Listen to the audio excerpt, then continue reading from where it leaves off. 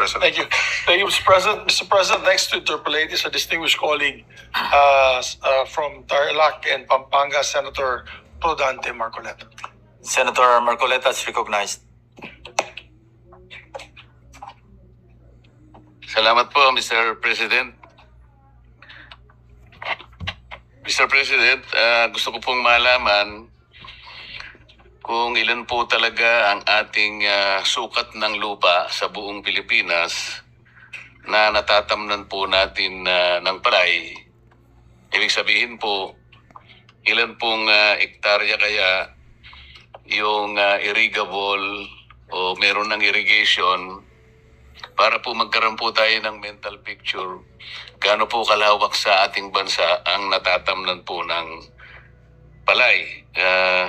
Ang alam ko po kasi, ang sukat po ng ating bansa, Mr. President, 300,000 square kilometers.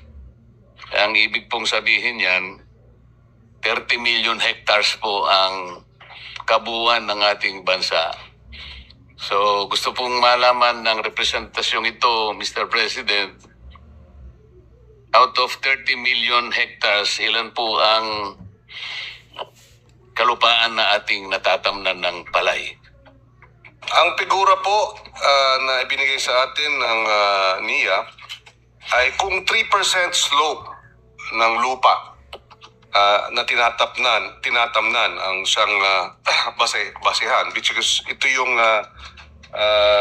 percentage na ito ay determined by Yung actual yes, irrigable potential irrigable and irrigable. Ang total is 3.128 million hectares based on a 3% slope.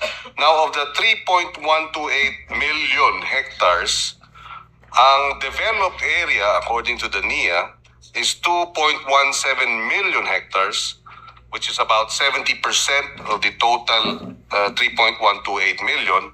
And the remaining areas to be developed would be about 1 million hectares, comprising about 30% of the total 3.128 million hectares. Sa makatwid, Mr. President, tama rin po yung naibigay na datos sa akin.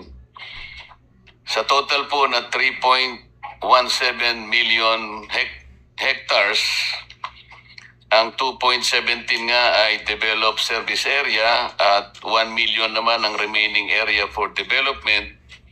Meron po tayong kabuuang 3.17